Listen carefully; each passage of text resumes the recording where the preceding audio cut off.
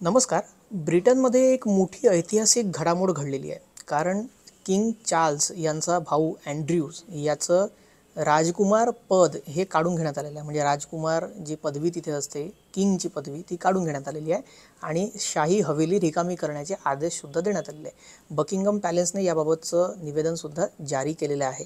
काय हे नेमकं प्रकरण आहे तेच पटकन या व्हिडिओतून समजून घेऊयात. नमस्कार, मी श्रेयस पांडे. तुम्ही पाहताय न्यूज 18 लोकमत.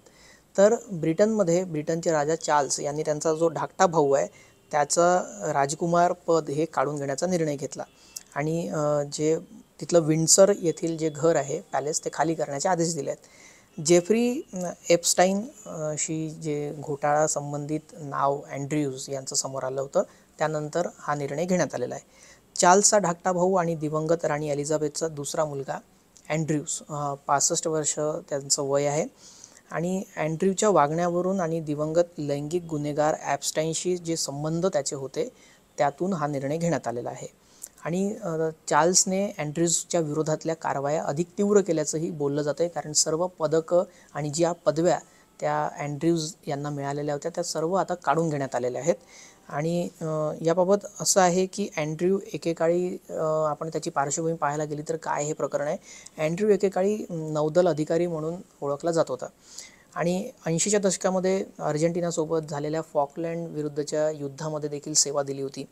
त्यानंतर 2011मध्ये व्यापारी राजदूताच्या पदावरून पायउतार व्हावं लागलं होतं. त्यानंतर 19मध्ये जी शाही कर्तव्ये सोडावी लागली होती आणि त्यानंतर 2022मध्ये लैंगिक गैरवर्तनाच्या आरोपामुळे लष्करी संबंध आणि शाही संरक्षण काढून घेण्यात आलेले होते.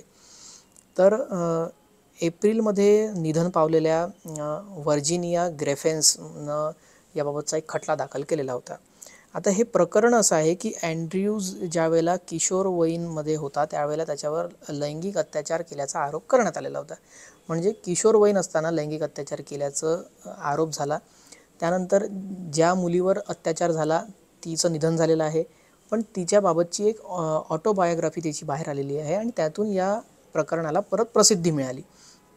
त्यामुळे आता हा निर्णय घेण्यात आलेला आहे. तर एक लैंगिक अत्याचाराचा आरोप झाल्यामुळे थेट राजघराण्याची पदवीच काढून घेण्यात आली आणि थेट घरातून म्हणजे शाही पॅलेसमधून हाकलून देण्याचे आदेश काढण्यात आलेले आहेत. ब्रिटनने हा ऐतिहासिक निर्णय घेतलेला आहे. लैंगिक अत्याचाराबाबत हे कठोर पाऊल म्हणायला हरकत नाही.